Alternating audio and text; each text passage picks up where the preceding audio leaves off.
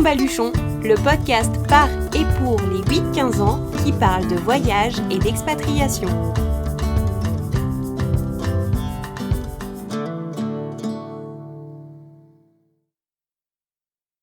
Bonjour à toutes et à tous et bienvenue sur Prends ton baluchon. On retrouve tout de suite Abel et Clarence depuis la Jordanie. Cet épisode fait suite à la première partie dans laquelle on a parlé d'école anglophone, de cours d'arabe et d'uniforme. Si vous l'avez manqué, je vous conseille de foncer l'écouter. Aujourd'hui, nous allons parler de leur vie dans ce beau pays. Ils nous parleront de lieux qu'ils aiment et des activités qu'ils pratiquent. Nous découvrirons aussi ce que Clarence a appris à fabriquer. Prends ton baluchon, nous repartons en Jordanie. Alors, en Jordanie, on a dit que la langue principale, c'était l'arabe. Comment vous faites ? Depuis combien de temps vous apprenez l'arabe et comment vous vous débrouillez aujourd'hui ? Alors, ça fait environ 3 ans qu'on apprend l'arabe et voilà, on sait un peu faire des phrases, pas mal de phrases, et on sait assez bien déchiffrer, donc lire l'arabe, donc on connaît toutes les lettres et on sait bien les lire et pour bien prononcer les mots. Mais par contre, on ne comprend pas tout ce qu'on arrive à lire, donc tout ce qu'on arrive à déchiffrer. D'accord. Et par exemple, pour communiquer avec les gens autour de vous, est-ce que l'arabe que vous avez appris est suffisant ? Bah oui, pour dire certains trucs, mais on peut pas tout expliquer.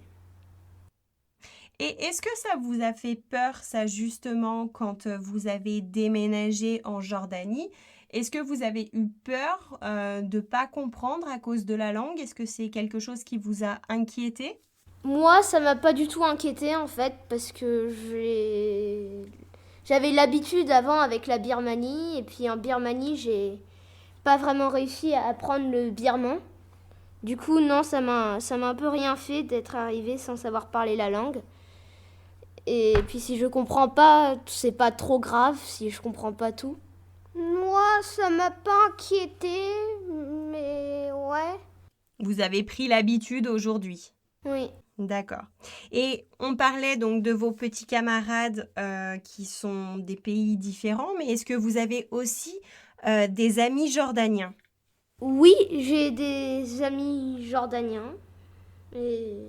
Que tu as rencontrés à l'école ? Oui, je les ai rencontrés à l'école. Et ils sont d'ailleurs très sympas. Moi aussi, j'en ai rencontré. Et puis, je les trouve sympas. J'en ai rencontré un qui s'appelle Az. Et je le trouve très sympa. Vous vous voyez en dehors de l'école ? Oui, moi, des fois, il vient dans ma maison pour jouer avec lui. D'accord. Et dites-moi, est-ce que vous avez l'impression de vivre comme les enfants jordaniens ou enfin qu'ils vivent comme vous, ou est-ce que vous sentez des différences ? Moi, j'ai assez l'impression qu'ils vivent comme nous. Je vois pas beaucoup, non, de différence de nos manières de vivre. Ils ont le même rythme que vous, par exemple ? Vous mangez aux mêmes heures ? Vous avez les mêmes activités ? Oui, ils mangent à peu près aux mêmes heures. Ils mangent pas exactement la même chose. Par exemple, au petit-déj, je pense pas qu'ils font pain et confiture. Eux, ils mangent plutôt des houmous, des falafels. Donc, les falafels, c'est des boules de fèves, en fait. Donc, c'est de la fève qu'ils écrasent. Et ils font des boules et ils les font frire dans de l'huile. Donc, c'est cuit comme les frites et c'est vachement bon. Donc, voilà. Et avec leur pain, qui sont un peu des petites galettes d'ici, voilà. Donc, c'est ça que... Toi, tu m'as dit d'ailleurs, il me semble, Clarence, que tu aimais beaucoup la cuisine jordanienne. Quel est ton plat préféré ? Bah, je pense que c'est le sandwich au falafel. J'aime beaucoup ça. Ouais. Et puis, ils mettent aussi du houmous dedans. Et c'est aussi des pois chiches écrasés avec des fois des fèves et de l'huile d'olive. Voilà. D'accord. Et tu as appris à cuisiner, toi, sur place ? Tu as fait des cours ? Non, pas du tout. J'ai pas du tout... Non. D'accord. Et dites-moi, qu'est-ce que vous faites en dehors de l'école, puisque vous finissez très tôt en début d'après-midi les cours, c'est ce qu'on a vu dans la première partie. Comment vous occupez vos après-midi? Est-ce que vous faites des activités? Dites-moi, expliquez-moi ce que vous faites après l'école. Alors, des fois, on a des cours de piano une fois par semaine pour apprendre le piano. Et puis, des fois, je fais des peintures. Après, je fais des dessins. Et puis, ouais, voilà. Et puis, des fois, j'invite des copains chez moi.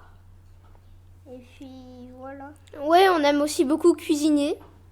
Donc on fait des gâteaux, de la mousse au chocolat pour le dessert et pour le goûter. Et puis moi, j'aime beaucoup tricoter aussi. Et tu tricotais avant d'arriver en Jordanie ou tu as découvert le tricot là-bas? Non, j'ai que commencé en Jordanie, mais je pense pas que ce soit parce que je sois en Jordanie que j'ai commencé à tricoter. D'accord, tu avais envie de créer des petites choses. Ouais. Et est-ce que par exemple, il y a des cinémas, des musées, des cours de sport auxquels vous participez? Oui, il y a des musées et des trucs. Et puis nous, moi et Clarence, cette semaine, on a envie d'essayer de l'équitation. Ouais, on fait aussi beaucoup on aime beaucoup faire de l'escalade aussi. Un endroit où il y a un mur d'escalade. D'ailleurs, c'est assez près de notre école. Ça s'appelle Climbbat et c'est le mur le plus grand du Moyen-Orient en fait. D'accord. Et alors, vous m'avez parlé de quelques endroits en Jordanie que vous aimez particulièrement. Est-ce que vous pouvez me rappeler quels endroits vous plaisent et pourquoi? Moi, j'aime beaucoup Aqaba. Être à la mer Rouge, je trouve ça génial de voir tous ces poissons de toutes les couleurs et les coraux sous l'eau. Et j'ai fait de la plongée une fois et j'ai vraiment bien aimé. Et puis ce que j'aime bien à Aqaba, c'est aussi il y a des avions, des tanks et des bateaux sous l'eau qu'ils ont fait couler exprès pour qu'après il y ait des coraux dessus et que les touristes viennent voir. Et c'est rigolo de voir un tank en dessous de l'eau avec des coraux et des poissons dedans. J'imagine. Et tu as plongé avec des bouteilles d'oxygène? Oui, c'était avec des bouteilles d'oxygène. Je suis descendue à 6 mètres voir le tank. Ouais. Super. Et ça t'a pas fait peur? Au début, j'arrivais pas à me déboucher les oreilles, mais à la fin, dès que j'ai un peu réussi, j'ai trouvé ça génial. Et puis quand je suis sortie de l'eau, j'étais tout content. Moi, j'aime beaucoup le Wadi Rum et d'ailleurs Aqaba. J'adore le Wadi Rum parce que c'est un désert de sable. Et puis, il y a des montagnes très jolies. Et puis, il y a du sable très joli aussi. Oui. Et puis, on dort dans des tentes là-bas qui mettent derrière une falaise. Comme ça, il n'y a pas trop de vent. Et puis, on peut dormir. Et puis, on voit des arches, plein de trucs. On voit des super belles montagnes. Et, ouais. Et ces toiles de tente, c'est des grandes tentes, c'est des tentes spéciales qui sont faites comment? C'est comme une tente quand on va faire du camping dans la famille, ou est-ce que c'est des grandes tentes où tout le monde peut être dedans, elles sont en tissu? Ouais, ce sont des tentes assez grandes, donc en fait il y a des lits dedans, c'est pas les mêmes tentes pour le camping, et voilà. Donc elles sont grandes, il y a de la place pour 4 personnes ou 5 personnes dans une tente, donc c'est pour toute la famille. Et on tient debout dans ces tentes? Oui. D'accord. Et justement, Wadi Rum, c'est loin de chez vous? C'est loin d'Amman? Oui, c'est très loin, c'est environ 3 heures, 3 heures et demie de route. Ouais, et Aqaba, c'est ce qu'il y a de plus loin. Aqaba, c'est à 4 heures de route. Mais sinon, il y a un autre endroit que j'aime beaucoup, c'est vers Dana et le camp de Roumana. Donc c'est un camp où il y a des tentes et on tient aussi debout dedans, mais elles sont pas vraiment de la même forme. Elles sont légèrement plus petites. Et voilà, on passe la nuit là et puis c'est très joli. C'est là on fait des balades. C'est là où tu m'as parlé qu'il y avait un écologe, c'est ça? Ah, alors, ouais, c'est près de là. Donc c'est à une petite dizaine de kilomètres. On a déjà fait la randonnée où il y a un écologe de Fénane. Voilà, mais c'est plus bas. Et c'est quoi alors cet écologe? Est-ce que tu peux nous le décrire? Ouais, donc c'est comme un hôtel en fait. Mais sauf qu'ils font plein de précautions pour la nature. Donc il n'y a pas d'électricité. Enfin, il y a de l'électricité que pour les salles de bain parce qu'ils ont des panneaux solaires au-dessus. Et sinon, on s'éclaire qu'avec des bougies. Et ils n'ont pas de viande là-bas non plus, donc c'est végétarien. Et c'est aussi un endroit où tu peux faire des belles randonnées. Mais c'est beaucoup plus bas. Ça doit être impressionnant, le fait que ce soit sans électricité. C'est important pour toi justement de faire attention à la planète? Oui, oui, d'ailleurs, ouais, ouais, pour moi c'est très important de faire attention à la planète et j'aime beaucoup cet endroit. Et au début de l'entretien, vous m'avez parlé d'une mer dans laquelle on flotte. Est-ce que vous pouvez m'en dire plus? Alors, dans la mer Morte, ça s'appelle comme ça, eh ben, il y a beaucoup, beaucoup de sel. Donc, tu flottes et du coup, il n'y a pas de poissons, il n'y a pas de bateau. Et puis, ça pique très fort, enfin, pas très fort, mais ça pique quand tu es dans la mer parce qu'il y a du sel. Et c'est un peu agressif. Et vous connaissiez ça avant? Vous en aviez entendu parler? Oui, j'avais entendu parler de la mer Morte, mais les gens ils disaient on flotte, mais je me demandais si on restait juste un peu plus à la surface de l'eau ou si on flottait vraiment. Et en fait, on flotte vraiment dans l'eau. On peut pas s'enfoncer. Et alors, c'est impressionnant? Ouais, c'est rigolo. Mais au bout de 10 minutes, ça commence à faire un peu mal avec le sel.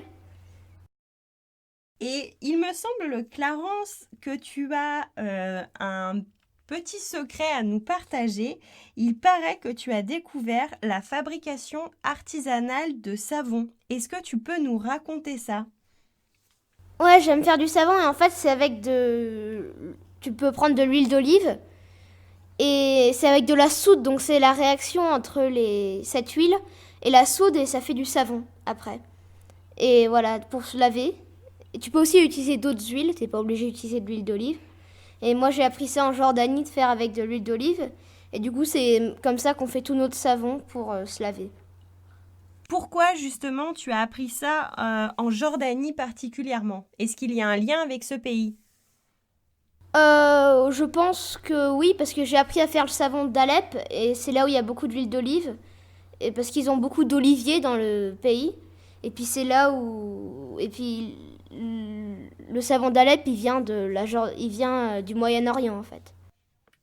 Tu peux faire avec de l'huile de coco, avec de l'huile de palme, mais tu peux aussi mélanger plusieurs huiles. Et donc en fait, avec chaque huile, tu dois le multiplier par un nombre qui va te donner. Donc je sais pas si tu prends 200 grammes d'huile d'olive et que tu le multiplies par un nombre, et ben ça va te dire combien de grammes il faut de soude pour que ça réagisse avec. Et puis souvent on fait aussi des savons sur gras au cas où, par précaution, pour pas que la soude soit dangereuse.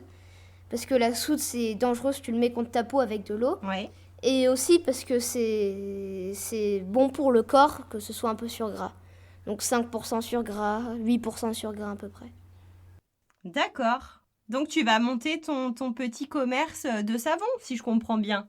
Non, je le vends pas, je le fais juste à la maison. D'accord. Mais c'est déjà pas mal puisqu'il paraît que tu fournis toute la famille avec ta petite production. Ouais, je donne pour des cadeaux d'anniversaire. C'est super. Est-ce que, pour conclure, vous pourriez me dire ce qui vous plaît le plus en Jordanie? Ouais, ce qui me plaît le plus, ce sont des beaux endroits en Jordanie. Donc le Wadi Rum et le camp de Roumana, ce sont mes endroits préférés. Et c'est aussi que les gens sont vachement sympas. Moi aussi, j'aime beaucoup le Wadi Rum et Roumana. Et puis j'aime aussi beaucoup la nourriture qu'ils font. Et puis j'aime les gens. Est-ce que vous vous êtes senti bien accueilli? Oui, on s'est senti très bien accueillis déjà. Ils sont vachement sympas avec les touristes, les Jordaniens, donc voilà. Et ouais, je me suis senti content et heureux dès que je suis arrivée. Et j'aime beaucoup ce pays, j'aime bien y vivre.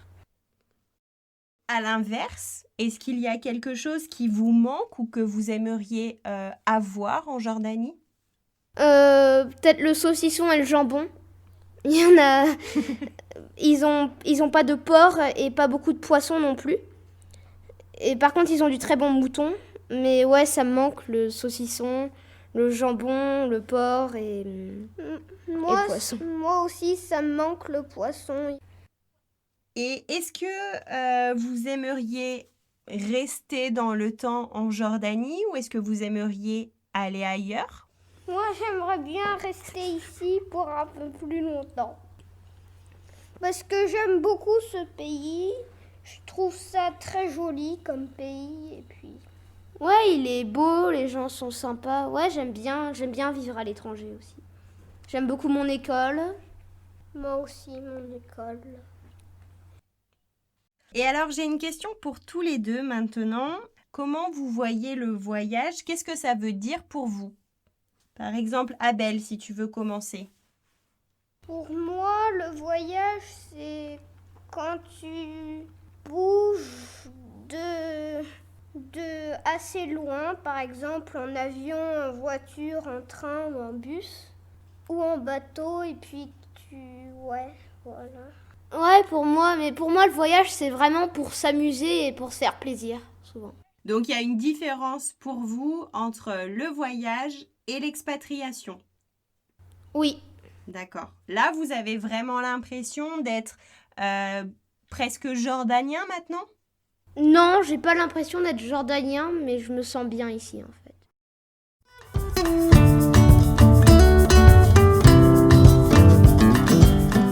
C'est ainsi que se termine notre escapade en Jordanie. J'espère que ces 2 épisodes vous auront donné envie de visiter ce pays du Moyen-Orient. Pour plus d'infos sur la Jordanie et sur le podcast, rendez-vous sur prendtonbaluchon.fr. Vous y trouverez des articles, des cartes et des photos. Pour soutenir le podcast, suivez Prends ton baluchon sur Instagram et Facebook, mais surtout, abonnez-vous sur vos plateformes préférées.